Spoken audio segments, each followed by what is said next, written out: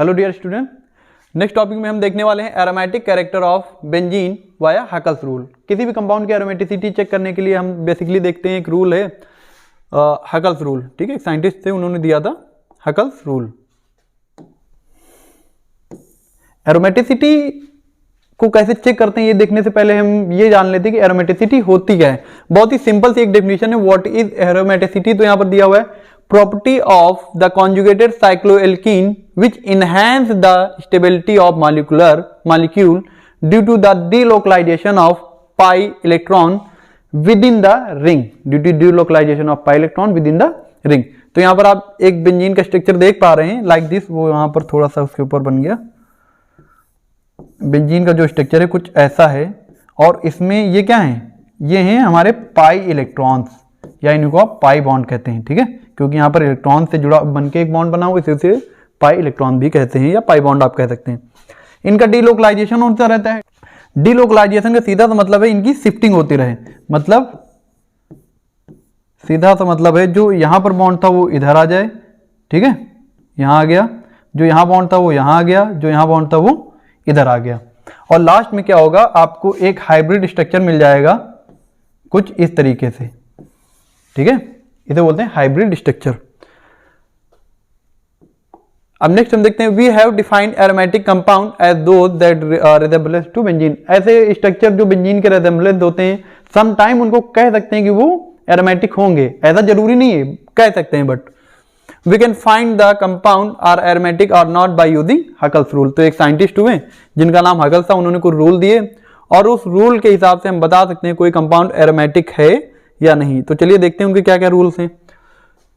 As per Huckel's क्या है, any compound said to be aromatic if it follow this rules. यहां पर कुछ रूल दिए हुए हैं। जो पहला ही रूल है, कंपाउंड शुड बी साइक्लिक। तो यहां पर हम आपके बेंजीन का स्ट्रक्चर ले लेते हैं और बेंजीन में देखेंगे ये एरोमेटिक है या नहीं है। ये आपका बेंजीन हो गया।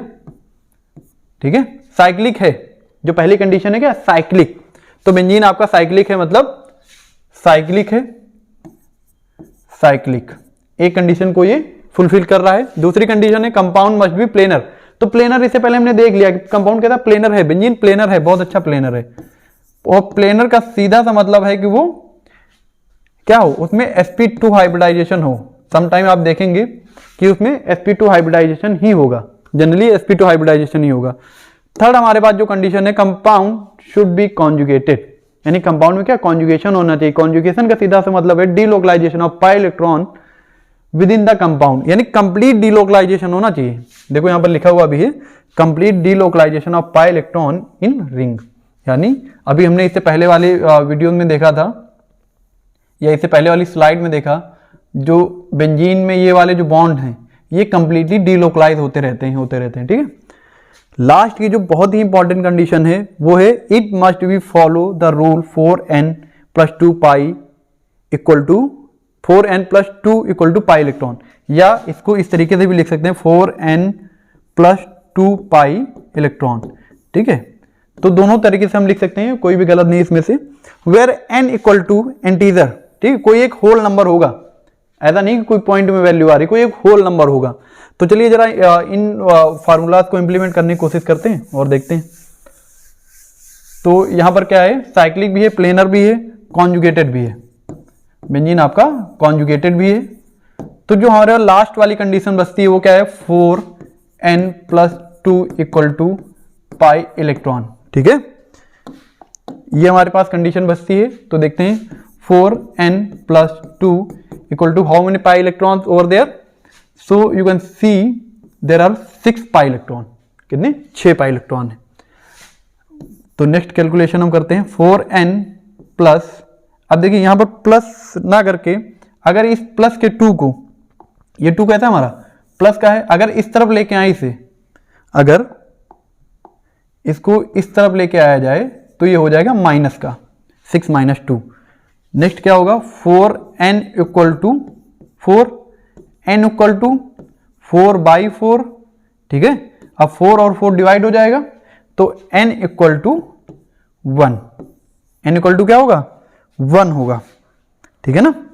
अब देखो यहां पर जो नंबर आया एकदम होल नंबर है, ये n है, n equal to 1।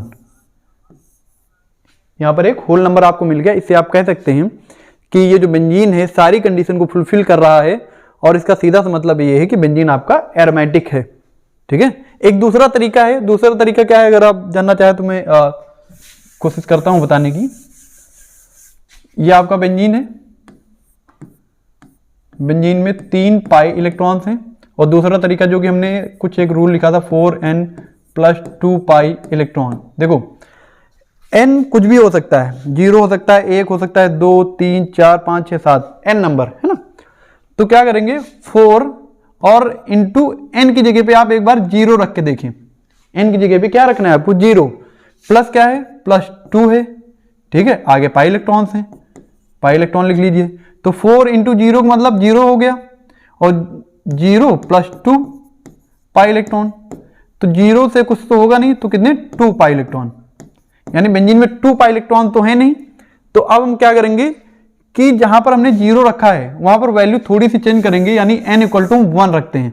4 × 1 + 2 pi electron. ठीक है, तो 4 × 1 का मतलब 4 ही है, +2 पाई इलेक्ट्रॉन।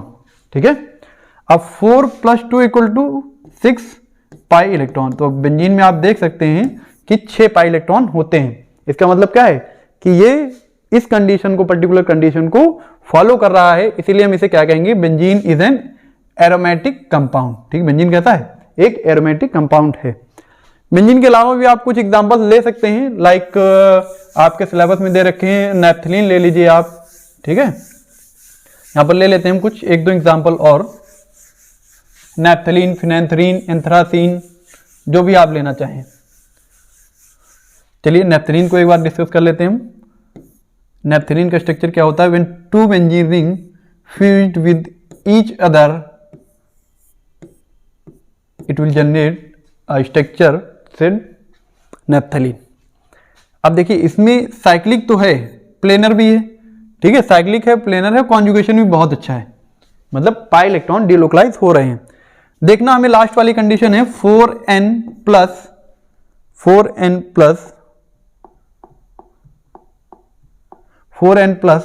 2 = pi electron. इस कंडीशन को देखना है फॉलो कर रहा है या नहीं।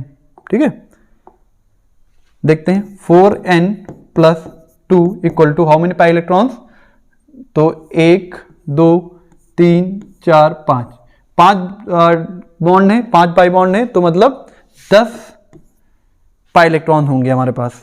तो 4n, अब ये प्लस का 2 है, इस तरफ जाएगा तो माइनस का हो जाएगा, यानी 10 - 2, तो 4n = 8, n = 8/4, ये कट जाएगा और n = 1 आ जाएगा हमारा, सॉरी n = 2 आ जाएगा। ठीक है, क्या आ गया, n = 2। हमारे पास क्या आया, n = 2 एक होल नंबर है। इससे ये प्रूव होता है जो आपका नैप्थलीन है ये कैसा है, एरोमेटिक इन नेचर है। इसकी जगह आप ट्राई कर सकते हैं, एग्जांपल आप खुद से ट्राई करिएगा, नैप्थलीन, ठीक है, naphthalene is an aromatic compound. ठीक है, एंथ्रासीन, ये सब आपके सिलेबस में दिए हुए हैं, इसीलिए हम इन कंपाउंड की बात कर रहे हैं, एंथ्रासीन। ठीक है, तो अपने नेक्स्ट वीडियो में हम बात करेंगे reactions of benzene. Thank you.